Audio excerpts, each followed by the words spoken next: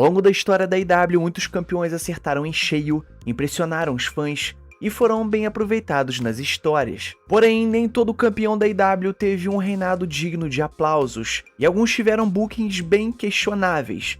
Hoje a gente vai analisar alguns dos piores campeões da história da AEW, e a gente não tá falando da qualidade deles como lutadores, nem mesmo da qualidade das lutas em si. O foco aqui é como eles foram mal aproveitados por Tony Khan. E alguns desses campeões perderam completamente o embalo, sumiram da televisão, foram subutilizados ou tiveram seu potencial desperdiçado, sem contar as rivalidades fracas e lutas esquecíveis no meio do caminho. Mas antes da gente prosseguir pro nosso vídeo, não esquece de curtir esse vídeo, se inscrever no canal, ativar o sininho e comentar aí embaixo tudo isso que eu vou passar pra vocês, beleza? Então, sem mais delongas e sem mais papo furado, partiu pro vídeo. Private Party, como os campeões de tag team da AEW. Depois de anos na luta, o Private Party finalmente teve a sua chance.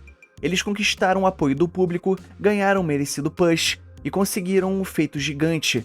Derrotaram os Young Bucks e se tornaram campeões mundiais de duplas da AEW. Mas aí o problema veio depois. A AEW simplesmente não soube manter o embalo e falhou feio no booking da dupla. O Private Party quase não aparecia nos programas semanais, se envolveu em rivalidades sem brilho contra times de pouco destaque, como Lio Rush e Action Andretti, e acabaram perdendo de forma decisiva para o Hurt Syndicate. Foi um reinado bastante desperdiçado, sem impacto, e dá pra dizer tranquilamente que eles são até agora os piores campeões de dupla da história da AEW. Thunder Rosa, como campeã mundial feminina da AEW. O reinado de Thunder Rosa começou morno e só piorou com o tempo. A segunda parte da rivalidade dela com Britt Baker foi sem energia, sem impacto e sem a mesma qualidade que os fãs esperavam. E o que já começou fraco só continuou caindo.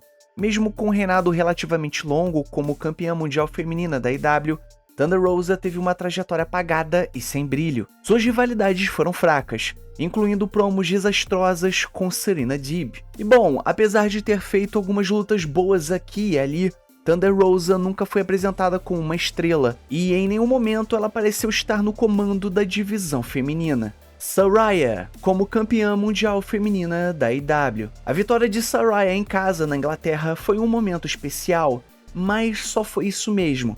Tirando essa conquista simbólica, o reinado dela como campeã mundial feminina da AEW praticamente não teve relevância alguma. A AEW quase não deu tempo de TV para Saraya, e em pouco mais de um mês ela já havia perdido o cinturão. Ela só defendeu o cinturão uma única vez, e mesmo assim foi apenas um detalhe dentro de uma história maior, que era a decadência mental de Toni Storm, que mais tarde viria a se tornar Timeless Toni Storm, e era claramente o foco principal da empresa naquele momento. No final das contas, o reinado de Saraya foi só uma pausa no caminho de outra storyline. House of Black, como campeões de trios da AEW. O House of Black conquistou os títulos de trios da AEW em grande estilo, vencendo The Elite numa luta de altíssimo nível. E a AEW até tentou destacar o grupo com a chamada Open House Rule, mas a ideia não funcionou.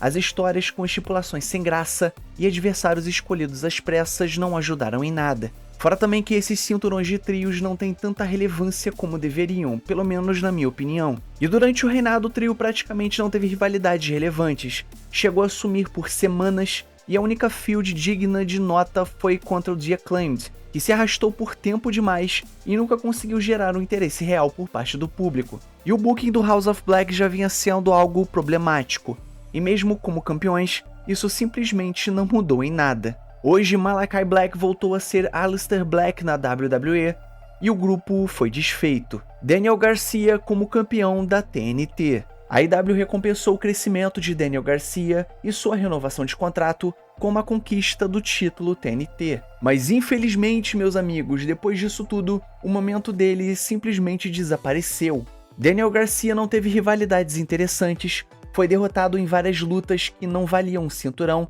e toda aquela personalidade que ele vinha construindo foi deixada de lado. E esse foi um erro gravíssimo por parte da AEW, desperdiçar um talento tão promissor e tão querido pelo público. E o resultado disso, ele perdeu boa parte da sua base de fãs dentro da empresa, e agora não é mais campeão da TNT, deixando para Adam Cole. The Acclaimed, como os campeões de trios da AEW. O The Acclaimed teve um reinado longo como campeões de trios da AEW, e também definiram os títulos várias vezes. Mas o grande problema de tudo isso foi o booking.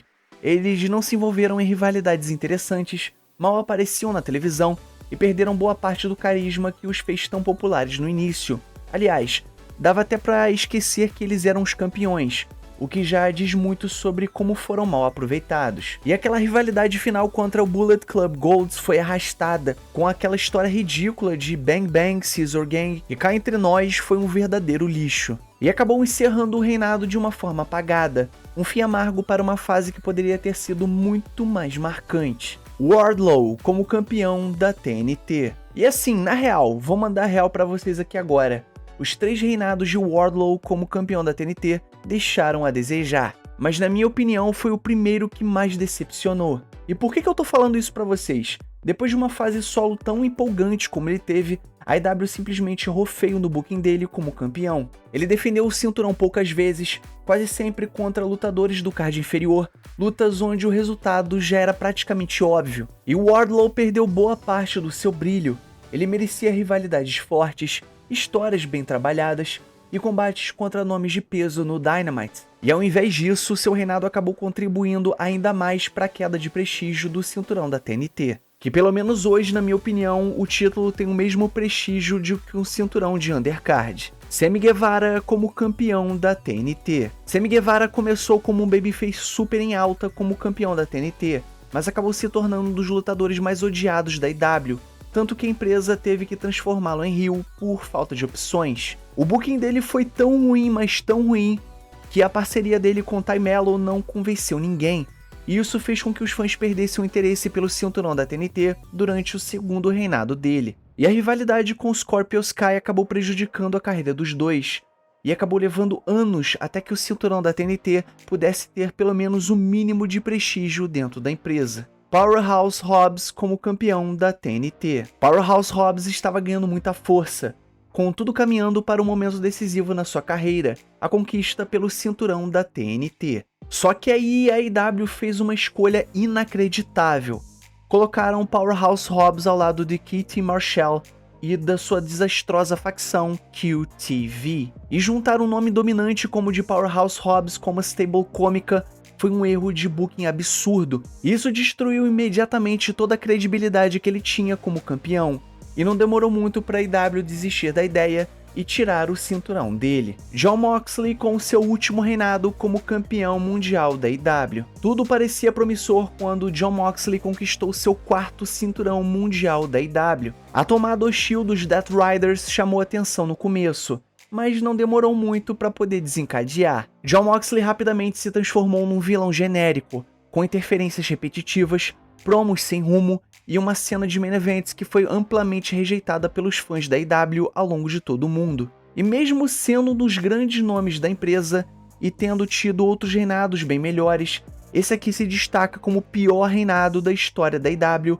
como campeão mundial da AEW até hoje. Especialmente porque ele tá durando mais do que ele deveria, com a AEW ignorando completamente o feedback negativo de todo o público. Então é isso, galera, chegamos no final do nosso vídeo, então não esqueça de curtir esse vídeo, se inscrever no canal, ativar o sininho e comentar embaixo tudo isso que eu passei pra vocês, beleza? E o mais importante, é claro, somos Pro Wrestling. Valeu e fui!